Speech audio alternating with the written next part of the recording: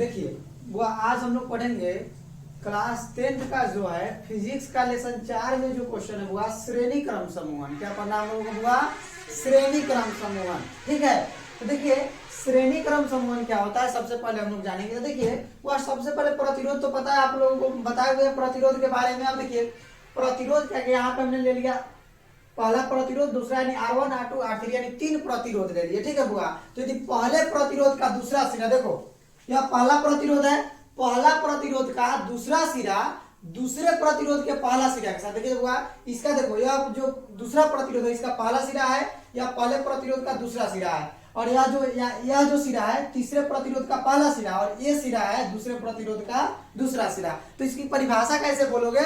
अगर आपसे पूछेगा श्रेणी क्रम समूहन क्या है, क्वेश्चन पूछेगा वो आपसे श्रेणी क्रम समूहन क्या है, तो देखिए बोलेंगे पहले प्रतिरोध का दूसरा सिरा दूसरे प्रतिरोध के पहले सिरे के साथ तथा दूसरे प्रतिरोध का दूसरा सिरा तीसरे प्रतिरोध के पहला सिरा के साथ जुड़ा हो, उसे हम लोग श्रेणी क्रम समूहन कहते हैं। किस प्रकार का समूहन कहते हैं?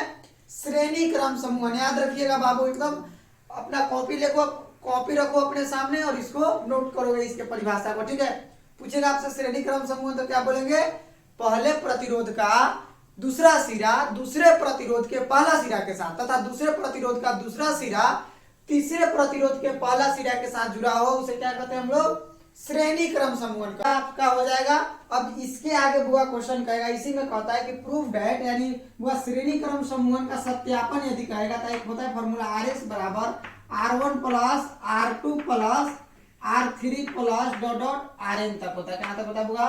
और इसी फॉर्मूला को कहेगा कि प्रूफ करके सत्यापित करके दर्शाए। तो कैसे सत्यापित करेंगे हम लोग इसको समझेंगे। ठीक है बुआ, तो देखिए यहाँ पे हम लोग लिखेंगे माना R1 R2 R3 तीन प्रतिरोध है जिसका मैंने समूहन श्रेणी क्रम में किया और इसमें V वोल्ट प्रतिस्थापित करने से I धारा प्रवाहित हुआ, इतना लिख लीजिएगा। उसके बाद देखिए क्या करेंगे कि आप लोगों को तो ओम का नियम पता होगा। ओम का नियम क्या होता है? V बराबर IR। तो वो R क्या है? रेसिस्टेंस है, I क्या है? धारा है, और V क्या है? विभवांतर है। तो विभव का अंतर विभवांतर कहलाता है, आपको तो पता ही होगा। उसके बाद चलो तो मान देखिए यहाँ पे क्या करेंगे, इसी ओम के नियम से हम लोग क्या करेंगे, इस चीज का हम लोग क्या कर लेना, हम लोगों को सत्यापन कर लेना है इस चीज का। ठीक है, यानी इस फॉर्मूला का हम लोग जो प्रूफ करेंगे इसी नियम के आधार पे करेंगे। तो बुआ यहाँ का जो देखो इस पॉइंट का जो विभव होगा वो VA होगा, इस पॉइंट का जो विभव होगा यहाँ पे क्या होगा? VB होगा, और इस पॉइंट का विभव आपसे पूछा जाए तो VC, और इस पॉइंट का विभव पूछेंगे तो आप कहिएगा VB। ठीक है, तो देखिए ओम का नियम तो पता है V बराबर IR। तो यहाँ का यदि विभव देखो अगर पूछे इस प्रतिरोध के लिए तो विभव के अंतर को क्या कहते हैं? विभवांतर। तो वो VA माइनस क्या करेंगे? VB, VA minus VB। V के लिए यहाँ का विभव V और यहाँ का विभव VB, तो बोलेंगे विभव के अंतर यानी VA माइनस VB होगा। क्या होगा? VA माइनस VB बराबर देखो IR। तो I धारा क्या प्रवाहित हो रहा है? I, और प्रतिरोध क्या है? R के जगह पे R1 है तो लिख देंगे R1, कोई दिक्कत। और इसको मान लेंगे इक्वेशन फर्स्ट, लिखेंगे हुआ इक्वेशन फर्स्ट। ठीक है, उसके बाद देखिए अब इसके आगे क्या करेंगे कि सेम इसी को अब इस प्रतिरोध के लिए तो यहाँ का विभव VB और यहाँ का विभव VC। तो यहाँ पे क्या हो जाएगा? देखो यही फॉर्मूला लगाना, VA बराबर क्या होता है? V बराबर IR जो होता है, तो V के जगह पे क्या लिखेंगे? VB minus VC। तो लिख देंगे बुआ यहाँ पे VB माइनस VC बराबर देखो धारा क्या है? सबके लिए I धारा, इसमें भी I धारा प्रवाहित हो रहा था I, और प्रतिरोध क्या हो गया? R2। इसको मान लेंगे इक्वेशन सेकेंड। और इस प्रतिरोध के लिए बुआ पूछेंगे तो VC माइनस VD, तो लिखेंगे VC माइनस VD बराबर IR3। यहाँ पे IR2 था, यहाँ पे हो गया IR3। इसको मान लेंगे समीकरण थर्ड। अब देखिए क्या करेंगे बुआ, समीकरण फर्स्ट सेकंड थर्ड को आपस में हम लोग जोड़ देंगे। क्या करना है? जोड़ देना है, यानी इक्वेशन को क्या करेंगे बुआ, इसको आपस में हम लोग जोड़ देंगे। देखो VA माइनस VB यानी ई माइनस में, और यहाँ पे VB प्लस में कट जाएगा, और VC माइनस VD कट जाएगा, इतना तो कट जाएगा ना बुआ। तो यहाँ पे बच क्या जाएगा? VA, और माइनस बचेगा VD, तो लिखेंगे VA माइनस VD बराबर देखो इसको जोड़े हो ना तो IR1 प्लस हो जाएगा IR2 प्लस IR3। अब देखिए यहां से बुआ तीनों में से I कॉमन हम लोग खींच लेंगे। क्या करेंगे, I को कॉमन खींच लेंगे तो हो जाएगा VA माइनस VD बराबर I इंटू कोष्ट में जाएगा R1 plus R2 plus R3। क्या हो जाएगा R3 और इसको मान लेंगे इक्वेशन 4। क्या मान लेंगे बुआ, इक्वेशन 4। अब देखिए ये तीनों प्रतिरोध को मिलाकर एक बड़ा प्रतिरोध, समतुल्य प्रतिरोध जिसको बोलते हैं, क्या बोलते हैं, समतुल्य प्रतिरोध। तो ये तीनों को मिलाकर एक अलग हम प्रतिरोध बनाएंगे जिसको हम लोग क्या कहेंगे बुआ, समतुल्य प्रतिरोध। किस प्रकार का प्रतिरोध कहेंगे, समतुल्य प्रतिरोध। ठीक है, तो यहाँ पे क्या करते हैं, एक नया प्रतिरोध बनाते हैं हम लोग। एक इससे यानी बड़ा प्रतिरोध है, तीनों का सम्मिलित रूप होगा, एक समतुल्य प्रतिरोध बना दिए। और इस पॉइंट का इसमें पहले बैटरी जोड़ देते हैं, स्विच।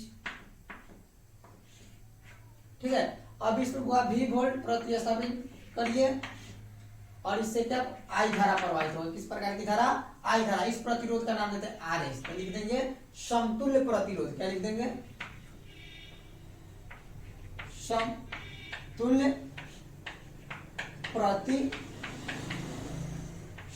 प्रतिरोध RS है। ठीक है, अब यानी अब तीनों प्रतिरोधों का R1 R2 R3 को मिलाकर एक नया प्रतिरोध, और यहाँ का पॉइंट हुआ A और इसका जो लास्ट पॉइंट D था तो हो गया D। ठीक है, कोई दिक्कत नहीं ना।